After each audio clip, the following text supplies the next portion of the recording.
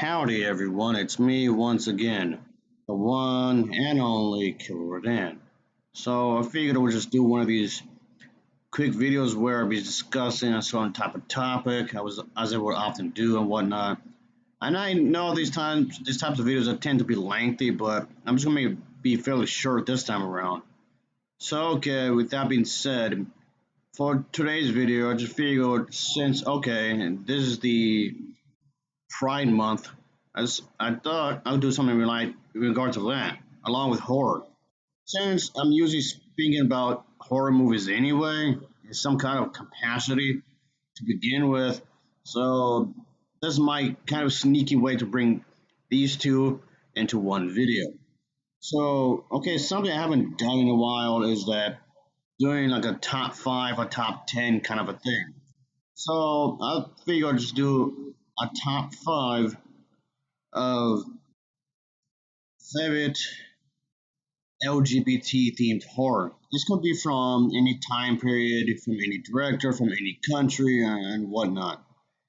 And I just thought that there could be a bit of a flexible way to just show like a variety of different things. I mean, there's plenty of these types of movies, of course, but I just want to keep things fairly short. But by the way, folks, these movies or films I've already covered in the past, just so you know. And that's the thing, though. So they have to be movies I've already reviewed already by this point. So anyway, yada yada yada, blah blah blah. Let's get into it. Here we go.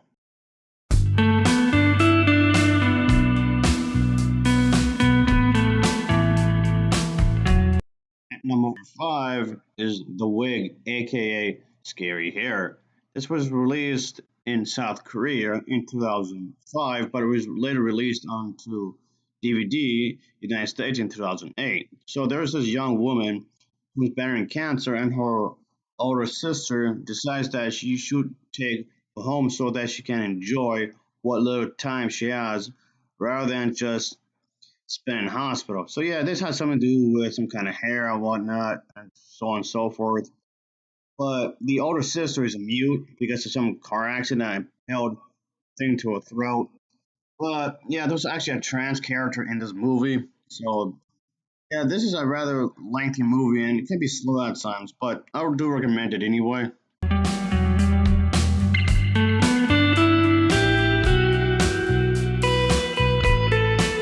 At number four is Whispering Campers.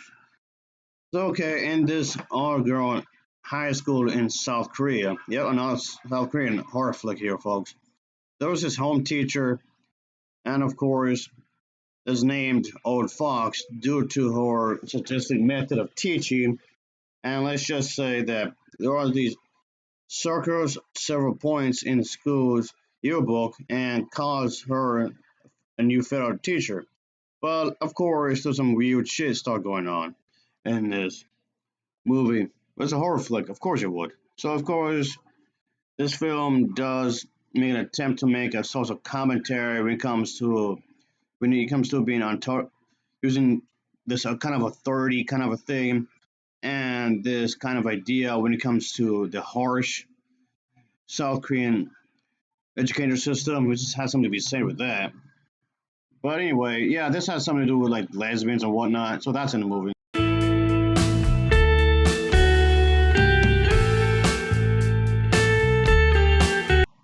Making it number three, The Vampire Lovers.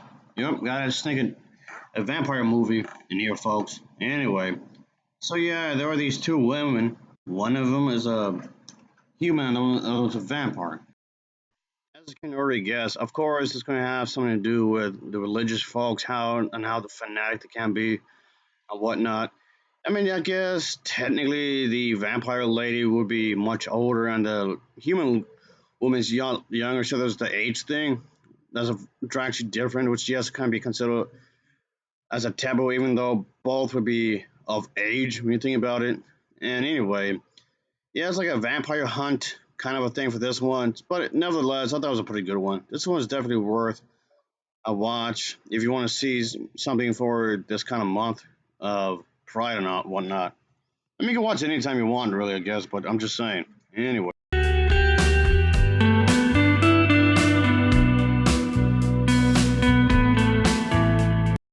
Number two is Kill Baby Kill. And this is one of these really obscure low budget horror films, of course, horror mystery to be technical. And this involves, as again, another lesbian couple kind of thing where there's this village that's been haunted by this ghost of a murderous little girl, haunting this visual and this metal stone to uncover some crazy dark secrets while a witch attempts to protect the villagers and whatnot. It's a whole crazy mess that happens here and whatnot.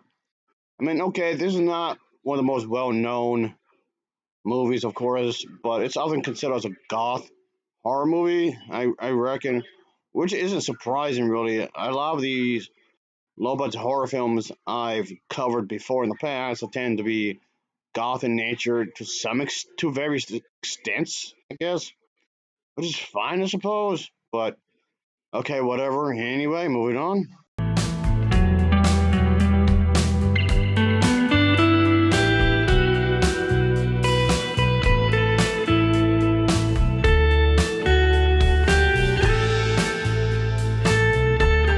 Okay, an honorable mention would be Interview with the Vampire because some people believe that's like a subtext going on in there. I'm not too sure, but if you say so, I guess.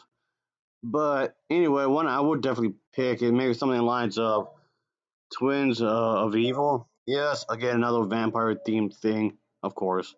Why not? And okay, maybe super low budget compared to some other stuff, but still though. Anyway, so Lust for a Vampire. Yeah, continue with this theme here. It's definitely another recommendation because it's kind of a thing. It's kind of there to some extent, I guess.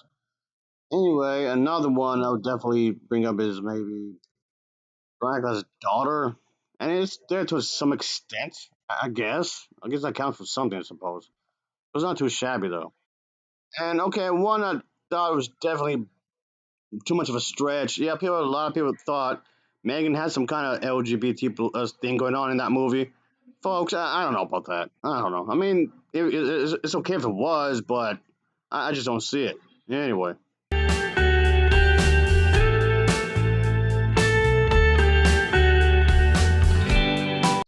All right, Megan, number one, Abnormal Beauty. So, yes, again, with another Asian horror film, this time around again.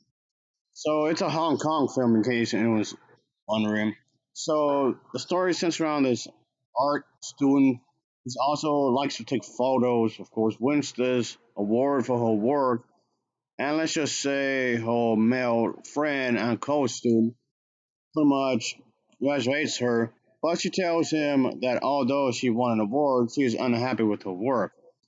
So, of course, from this point, things start to get rather weird and crazy and all that. Again, it's a horror movie, so of course things will get pretty freaky, as you as they often should. And yes, this involves death, of course, so they better be careful for this kind of a thing and whatnot. And things will continue to get crazier, obviously.